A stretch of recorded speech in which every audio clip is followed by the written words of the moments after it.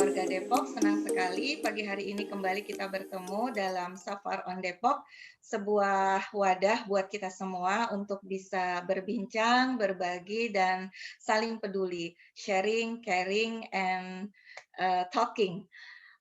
Oh ya, bagaimana kabar anak-anak di rumah? Mereka tetap ceria dan sehat ya? Mari kita berikan kasih sayang kita dengan sepenuh hati agar mereka tetap bahagia di masa pandemi. Sahabat Farida, pagi hari ini Safar on Depok kita, jalan-jalan kita, tapi secara virtual karena masih masa pandemi, bersilaturahim mengunjungi dua sahabat kita. Ada dua dokter loh yang cantik dan solihat. Ada Dokter Mira Miranti, Kepala UPTD Puskesmas Tanah Baru Kota Depok, dan ada Dokter Zakia. Beliau menjadi bagian dari tim Satgas Penanganan COVID Kota Depok, bidang data dan informasi dari Divisi Kebijakan. Apa kabar Dokter Zakia? Sehat? Alhamdulillah sehat, Bu. Semoga Ibu juga sehat ya. Amin. Dokter lagi di mana nih posisinya? Di rumah atau di Ya, kantor? ya kebetulan hari ini saya WFH sesuai dengan ketentuan PPKM darurat, sektor-sektor baik esensial, non-esensial, dan kritikal itu ada ketentuan WFH-nya. Kebetulan kami memang harusnya kritikal, bisa WFO 100%. Namun karena kami di manajemen, di Dinas Kesehatan, mengatur 75% untuk WFH untuk stafnya. Kebetulan hari ini saya dapat jatahnya WFH, jadi bekerja dari rumah. Alhamdulillah. Nah, Dokter Mira, apa kabar, Dok?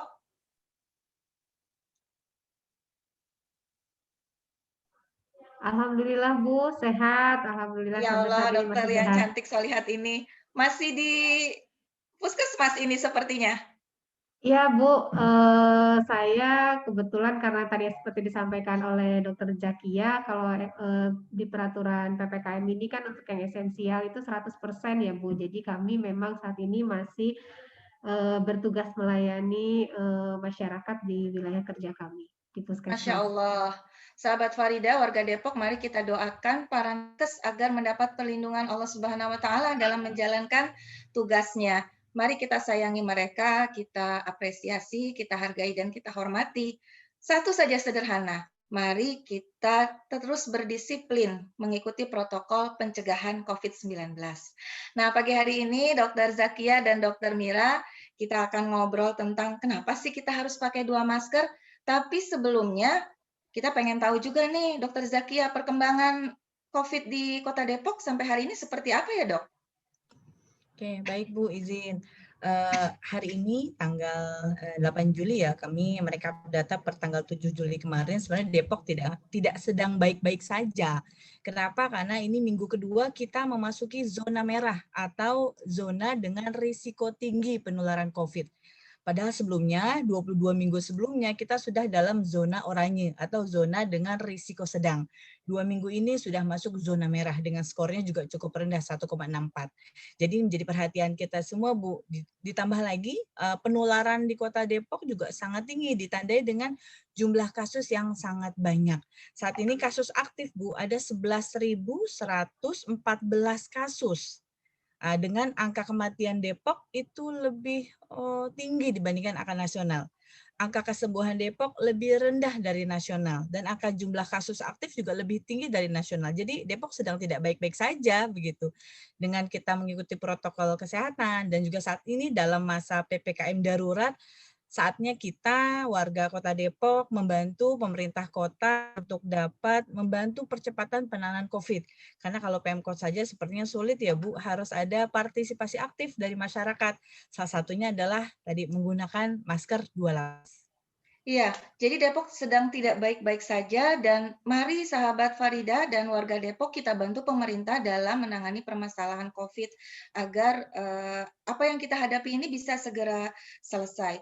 Nah, tapi Dokter Zakia, dengan PPKM darurat ini menurut dokter, bagaimana ya signifikansinya, bagaimana ya progresnya dalam konteks penularan? Oke, baik Bu, jika seluruh masyarakat Kota Depok mengikuti ketentuan yang sudah ditetapkan oleh pemerintah melalui keputusan wali kota terkait PPKM darurat, insya Allah saya optimis kita bisa menurunkan laju insidensi atau penularan kasus di Kota Depok. Minimal selama Alhamdulillah. Ya, insya Allah kan biasanya kalau dari masa inkubasi 14 hari.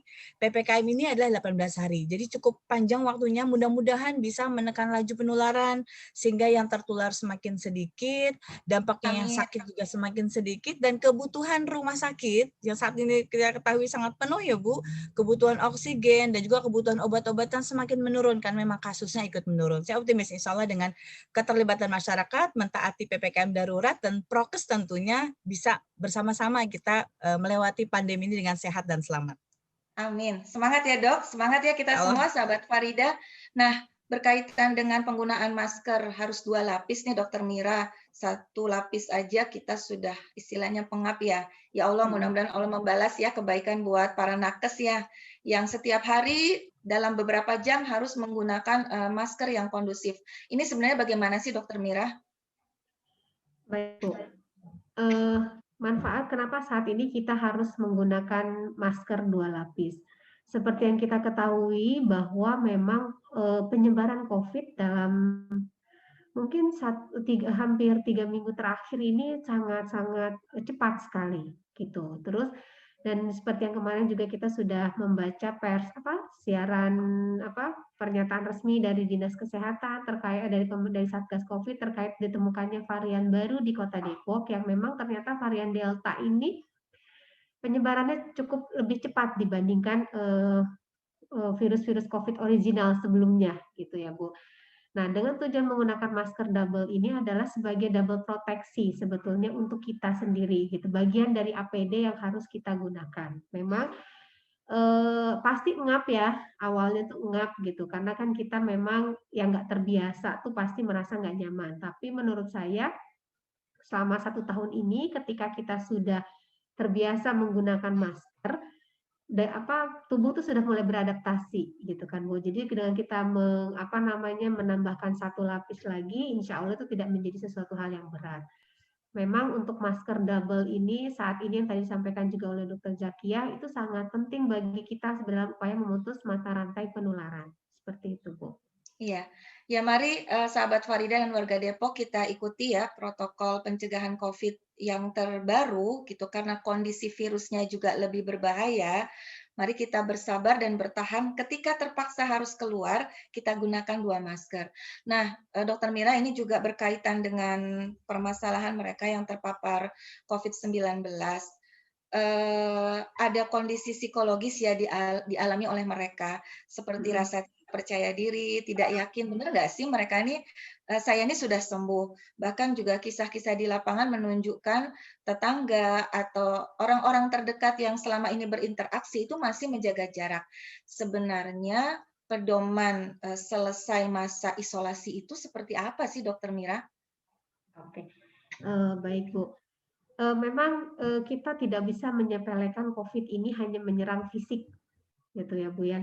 Yang mengenai psikisnya itu justru memang sekarang banyak terjadi dan kadang masih agak diabaikan. Di mana saat ini memang kesehatan mental itu di Indonesia masih PR juga ya, Bu. Bukan hanya karena COVID aja gitu, semua kesehatan mental kayak masih dianggap sepele. Namun itu yang harus kita perhatikan dan untuk, pedoman sembuh sebetulnya sesuai dengan pedoman revisi 5 dari Kementerian Kesehatan, itu yang berlaku sejak kalau tidak salah sih bulan Juli atau Agustus 2020, bahwa untuk selesai isolasi itu kita tidak perlu mengejar negatif, gitu. Tapi yang kita kejar adalah sembuh, bukan negatifnya. Jadi gini, untuk pasien yang memang dari awal itu tanpa gejala atau OTG, dia memang hanya tidak ada gejala sama sekali, itu selesai isolasi kurang lebih 10 hari, Bu. Tapi kalau memang pasien tersebut bergejala memang dari ada keluhan fisiknya, nah selesai isolasi itu sampai dengan 3 hari bebas bergejala. Jadi mungkin akan lebih dari 2 minggu, akan lebih dari 10 hari yang pasti, sampai 3 hari bebas gejala. Jadi misalnya dia di hari ke-14 itu masih ada batuk nih, batuk ringan banget. Hari ke-15 dia udah sehat, nggak ada keluhan apa-apa sama sekali, maka dia selesai isolasi di hari ke-18 gitu, Bu. Dihitung dari sejak tanggal pengambilan sampel swab-nya, bukan tanggal keluar hasil. Kan kadang apalagi kalau PCR itu kan suka ada beberapa hari jeda ya, Bu, tapi kita hitung dari tanggal pengambilan sampel swab-nya. Kenapa kita tidak perlu melakukan PCR ulang atau apa gitu. Memang awal-awal pandemi kan pedomannya yang disebut sembuh adalah 2 kali PCR negatif gitu kan, Bu, ya. Tapi sejak Juli itu ada pedoman yang baru bahwa sekarang nggak perlu PCR. Ini sesuai dengan penelitian yang sudah dilakukan oleh WHO itu sendiri, bahwa ternyata virus ini sudah tidak menular di atas hari ke-8 atau ke-9. Jadi kayak gini, virus yang menular adalah virus yang hidup, gitu. Sedangkan PCR, terutama PCR atau NAAT, itu bisa mendeteksi bukan hanya virus hidup, tapi bangkai-bangkai virus atau cangkang-cangkang virusnya aja, padahal dia sudah tidak infeksius gitu. Jadi terlalu lama isolasi, tapi dia sebetulnya udah sehat, tidak menularkan juga sebetulnya tidak baik untuk pasien itu sendiri. Nanti khawatirnya jadi stres, depresi atau apa ya Bu ya, karena Jadi kelamaan kaitannya ke isolasi tadi ya, gitu. kesehatan mental ya. Ya, nah memang untuk menyatakan sembuh itu tetap harus ada pertimbangan dokter yang merawatnya gitu. Biasanya pada akhirnya kalau kami di puskesmas sesuai pedoman itu ketika selesai isolasi kami mengeluarkan surat selesai pemantauan. Iya. Seperti itu dengan tetap Iya. berpesan bahwa selama pandemi ya 5M itu harus tetap dijalankan. Iya, Seperti itu, jadi Bu. insya Allah mereka yang dalam pantauan puskesmas dan dokter ketika sudah dinyatakan sembuh gitu ya, seperti itu, Ya, kita yakin ya, karena ini sudah dengan prosedur atau perkembangan terakhir kebijakan dari Kementerian Kesehatan ya dan betul. tidak perlu dikhawatirkan akan terjadi penularan. Seperti itu ya, Dokter Mira ya? Iya, betul. Nah, makanya di sini juga kita mau kembali lagi ke masker double itu, Bu. Meskipun kita udah nyatakan sehat gitu ya, udah nyatakan sembuh, kan kita tetap harus mematuhi prokes. Nah, salah satunya adalah Baik. menggunakan masker double. Tadi ada yang lupa saya sampaikan terkait masker double ya, Bu. Jadi yang disarankan masker double itu adalah masker medis didouble dengan masker kain. Gitu. Masker Jadi jangan medis double didouble dengan masker masker kain. kain. Heeh, gitu. Jadi bukan masker medis dengan masker medis itu nggak boleh gitu. Atau ada yang kalau ada yang tenaga medis udah pakai yang N95 itu nggak perlu double, cukup karena N95 kan protektif banget ya Bu ya. Jadi malah yang nggak terbiasa mungkin berasa ngap banget. Tapi kalau kami di medis selalu kalau di poli atau itu harus pakai itu wajib karena kan itu yang lebih protektif dibanding masker medis itu sendiri. Gitu Bu. Ya, alhamdulillah bincang kita pagi hari ini sangat informatif. Mudah-mudahan memberikan keberkahan ya bagi sahabat Farida dan warga Depok pada umumnya. Terima kasih jazakumullah khair kepada Dr. Zakia dan Dr. Mira yang hari ini kami silaturahimi melalui Safar on Depok. Jika nanti ada kesempatan lain, berkenan ya Dok untuk hadir lagi dalam Safar on Depok dengan tema-tema kesehatan yang berbeda. Dan jangan lupa sahabat Farida, warga Kota Depok, jika terpaksa keluar, sebagaimana tadi yang disarankan oleh Dr. Mira dan Dr. Zakia, kita pergunakan 2 masker. Yang pertama adalah masker kesehatan, yang kedua adalah masker bahan. Sekali lagi ini untuk memutus mata rantai penularan. Dan ada pesan untuk kita semua, hal-hal besar yang berhasil kita capai dimulai dari hal-hal kecil yang dilaksanakan dengan kesungguhan besar. Bersama Dr. Mira Miranti dan Dr. Zakia, saya Farida Rahmayanti, anggota DPRD Kota Depok, fraksi PKS undur diri. Sampai ketemu lagi di Safar on Depok berikutnya. Terima kasih warga Depok dan sahabat Farida. Assalamualaikum warahmatullahi wabarakatuh. Assalamualaikum Dr. Zakia, Dr. Mira. Sampai ketemu